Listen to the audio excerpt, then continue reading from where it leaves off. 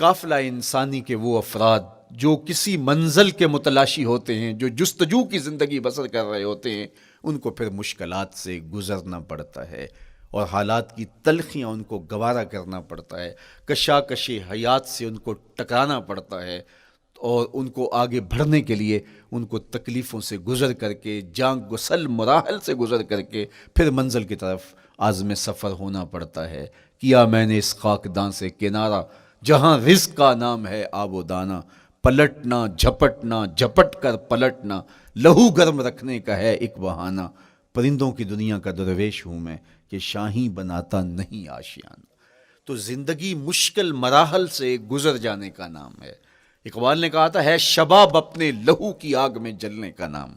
یہ زندگی آسان نہیں ہے، یہ حالات کی تلخیوں کا مقابلہ کرنے کا نام ہے، یہ ضبط نفس کا نام ہے، یہ اپنے من کی تربیت کا نام ہے۔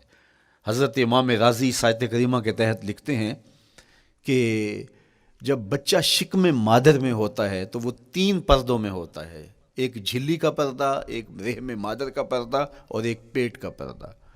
تو 3 پردوں میں وہ بیچارہ بڑی عجیب سی حالت میں ہوتا ہے۔ یہ اس کا پہلا مرحلہ ہے تخلیق کے بعد۔ اس کے بعد پیدائش کا دوسرا مرحلہ ہے، یہ زچہ بچہ دونوں کے لیے موت و حیات کے مرحلے ہوتے ہیں۔ اس کے بعد وہ پیدا ہوا، اس دنیا پہ آیا، تو اس کی مشکل کیا ہے؟ زبان ہے، بولنا نہیں جانتا، دیکھتا ہے پہچان نہیں سکتا، سنتا ہے سمجھ نہیں سکتا، ہاتھ ہیں پکڑ نہیں سکتا، ٹانگیں ہیں چل نہیں سکتا۔ کتنی مشکل بن گئی، یہ سب کچھ چیزیں ہونے کے باوجود بھی وہ بے بس دکھائی دیتا ہے، اس کو دودھ مانگنے کے لیے بھی رونا پڑتا ہے۔ تو یہ ایک مرحلہ تھا۔ پھر آہستہ آہستہ اس نے بولنا سیکھا، ایک ایک حرف کر کے، لفظ لفظ جوڑ کے وہ جملے مکمل کرتا رہا۔ آج تو زبان کا طوطی بولتا ہے، آج تو بات کریں تو جو ہے وہ ماحول تھم جاتا ہے، لیکن انسان ذرا پلٹ کے آغوش مادر میں تیری ماں نے ایک ایک حرف تجھے سکھایا تھا، ایک ایک لفظ تجھے سکھایا تھا، لفظ لفظ کر کے، حرف حرف کر کے جملے بنے، اور آج تیری گفتار کی شوخی کے تذکرے زمانے میں ہیں، تو پھر تجھے بولنا سکھایا۔ تو چل نہیں سکتا تھا، آج تیری جو ہے وہ جولانیاں دیکھنے والی ہیں، تیری رفتار کو کوئی چھو نہیں سکتا ہے، تیری آنکھوں کی بجلیاں آج عقابوں سے بڑھ کر ہیں، آج تیرے کانوں کے اندر نغموں کا جہاں آباد ہے، آج تیرے ہاتھوں کی گرفت کہ آگے شیر غراں بھی ہو تو وہ بھی بے بس ہو جاتا ہے، لیکن دیکھ تو کتنا مجبور تھا۔ اچھا چلو وہاں سے آگے آئے، پھر زندگی کو سیکھنا پڑتا ہے، آداب سیکھنے پڑتے ہیں، کس سے کیا بات کرنی ہے سیکھنا پڑتا ہے، آگے بڑھے، جوانی کی دہلیز پہ پہنچے۔ جوانی انسان کی زندگی کا باقپن ہوتا ہے، عروج ہوتا ہے، اللہ اکبر، لیکن جوانی کو تقدس معاب رکھ کے منزل تک پہنچانا یہ سب سے مشکل مرحلہ ہوتا ہے، چونکہ جذبات بے قابو ہیں، خواہشیں آوارہ ہیں، اور تا حد نظر نظارے ہی نظارے جو دل کو کھینچتے ہیں۔ اب اپنے تقدس کو جو شخص محفوظ رکھے، کائنات میں سب سے قیمتی جوہر حضرت انسان کا اس کی عصمت کا جوہر ہے، اور سب سے حسین چہرہ وہ ہے جو جنسی کالک سے اپنے آپ کو بچا لے۔ تو جوانی ہو، باقپن ہو، اور پھر اپنی خواہشات کو بے قابو نہ ہونے دیا جائے، سب سے مشکل مرحلہ پوری زندگی میں یہ آتا ہے۔ کسی نے کہا تھا، کتاب زیست کا ایک اور باب بیت گیا، شباب بیت گیا، ایک عذاب بیت گیا۔ تو شباب کا ختم ہونا اور اس کو خیریت سے منزل تک پہنچنا، یہ کتنا بڑا مشکل مرحلہ ہوتا ہے۔ جس کا جوانی میں باطن کا چہرہ مسخ ہو جاتا ہے اور جنسی کالک سے جو چہرہ آلودہ ہو جاتا ہے، اس کا عفت کا دامن داغدار ہو جاتا ہے، تو اس لیے وہ چہرہ تاباں ہے، وہ چہرہ روشن ہے، وہ چہرہ منور ہے جو اپنے آپ کو کالک نہیں لگنے دیتا اور اپنی عصمت کی حفاظت کرتا ہے۔ میرے حضور نے بھی ارشاد فرمایا، سبعۃ یظلھم اللہ تعالی فی ظلہ یوم لا ظل الا ظلہ، 7 اشخاص ایسے ہیں قیامت کے دن جب کوئی سایہ نہیں ہوگا، اللہ ان کو اپنے عرش کا سایہ عطا کرے گا۔ ان میں سے پہلا شخص امام عادل، عادل حکمران، دوسرا شخص وشاب نشأ فی عبادت اللہ، وہ جوان جس کی جوانی اللہ کی عبادت میں بسر ہوئی، تیسرا وہ شخص ورجل قلبہ معلق بالمساجد، وہ شخص جس کا دل مسجد میں لگتا ہے، مسجد میں جمتا ہے.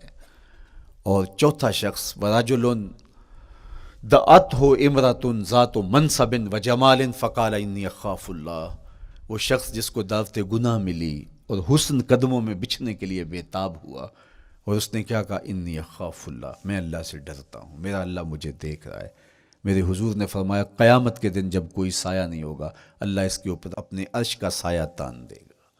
جو اپنی عصمت کے جوہر کو بچا گیا. تو یہ ایک مشکل مرحلہ تھا، اپنی جوانی کے تقدس کی حفاظت کرنا. میرے حضور نے ارشاد فرمایا انا حبیب اللہ، میں اللہ کا حبیب ہوں. جو جوان جوانی میں توبہ کرتا ہے وہ بھی اللہ کا حبیب ہے. کتنا بڑا اعزاز ہے اور کتنا بڑا کمال ہے جو شخص کو ملتا ہے جو جوانی میں اپنی عصمت کے تقدس کی حفاظت کرتا ہے، اپنی آبرو پہ پہرا دیتا ہے، اپنی نظروں کی حفاظت کرتا ہے، اپنی سوچوں کو آوارہ نہیں ہونے دیتا، اپنے خیالوں کو بھٹکنے نہیں دیتا، اپنی خواہشات کو بے قابو نہیں ہونے دیتا. تو یہ مشکل ترین لمحہ تھا. اس کے بعد امام راضی کہتے ہیں اب شادی کا مرحلہ ہوا تو پہلے خود اپنی ذمہ داری تھی، اب کسی کا بوجھ بھی اٹھانا پڑا، یہ اگلی مشکل آ پڑی. پھر بچے ہوئے تو پھر اپنی زندگی تو ختم ہو گئی. پھر ساری زندگی، پھر بڑھاپے میں چلے جائیں، ارذل العمر تک چلے جائیں، یہ ساری زندگی مشکلات. لقد خلقنا الانسان فی کبد. تو ہمیں عملی طور پہ مشکلات کے مقابلے کے لیے تیار ہونا چاہیے. دیکھیے ہم جب شکار کرنے جاتے ہیں اور وہ خطرناک جنگل ہو جس میں شیر، بھیڑی اور دیگر جانور بھی ہوں، تو پھر ہم حفظ ما تقدم کے طور پہ سب کچھ ساتھ لے کے جاتے ہیں اور اس انداز سے جاتے ہیں کہ ہمارے اوپر اگر کوئی حملہ ہو تو بچاؤ کی یہ تدبیر ہو. تو ہم عملی طور پہ اس کے لیے خود تیار ہوتے ہیں، تو پھر کوئی ہونے والا حملہ غیر متوقع نہیں ہوتا اور ہم اس کے لیے اپنے آپ کو مستعد اور فعال پاتے ہیں. اسی طرح میں اور آپ اگر زندگی کے اس فلسفے سے آگاہ نہیں ہوں گے کہ زندگی مشکلات کا مجموعہ ہے، حالات کی تلخیاں ساری زندگی ہمارے ساتھ رہیں گی، تو کوئی بھی تکلیف، کوئی بھی اذیت، کوئی بھی ایسا واقعہ جو ہم نہیں چاہ رہے ہوں گے وہ روح پذیر ہوگا تو ہم گھبرا جائیں گے اور پھر اس وقت ہم دکھی ہو جائیں گے. اس لیے ہمیں یہ قرآن نے سکھایا ہے کہ تم عملی طور پہ زندگی کی سختیوں کا مقابلہ کرنے کے لیے آمادہ اور تیار ہو جاؤ. قرآن مجید میں جو صبر کا لفظ ہے اس کا مفہوم یہ ہے کہ حالات کی جو تلخیاں تمہارے اوپر آتی ہیں، وہ غربت بھی ہو سکتی ہے، وہ بیماری بھی ہو سکتی ہے، وہ لوگوں کی عداوت اور دشمنی بھی ہو سکتی ہے، وہ اور بہت ساری چیزیں ہوتی ہیں، وہ جنگوں کی حالت کا بپا ہو جانا اور تمہارا دشمنوں کے نرغے میں گر جانا، یہ سب کچھ ہو سکتا ہے.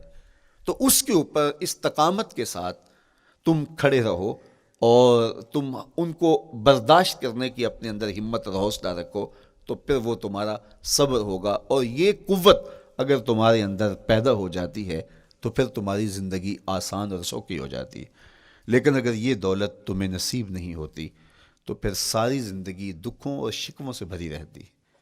اس لیے ہمیں یہ چیز سیکھ لینی چاہیے کہ زندگی نام ہی مشکلات سے نبرد آزما رہنے کا ہے. عملی طور پہ ہم دیکھو، ہمیں پتہ ہے سردی آ رہی ہے تو اس کا ہم پہلے انتظام کرتے ہیں، تو سردی ہمیں دکھی نہیں پھر کرتی، ہم سردی سے بھی لطف لیتے ہیں، موسم برسات سے بھی مزہ لیتے ہیں، اور گرمی سے بھی ہم ایک حاز حاصل کر لیتے ہیں اگر ہم اس کو جو ہے اس کے لیے عملی طور پہ اپنے آپ کو تیار کر لیں. لیکن اگر ہم اس کے لیے تیاری نہیں کریں گے تو سوائے گھبراہٹ کے اور کچھ نہیں ہوگا. تو مجھے اور آپ کو عملاً اپنے آپ کو اس بات کے لیے آمادہ کرنا پڑے گا کہ زندگی ان حالات کی تلخیوں سے ٹکرانے کا نام ہے اور ساری زندگی ہمیں ان مراحل سے گزرتے رہنا پڑے گا.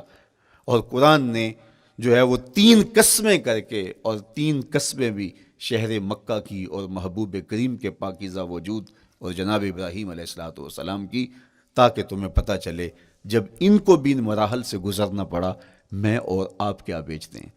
اس لیے ہمیں اپنی زندگی کو ان راہوں پہ ڈالتے ہوئے صبر اور استقامت، اب صبر اور استقامت کی دولت ہمیں کیسے نصیب ہوگی، یہ دولت کس طرح، یہ قوت راسخہ ہمارے اندر کیسے پیدا ہوگی اور کس طرح ہمارے من کے اندر یہ چیزیں سمائے گی.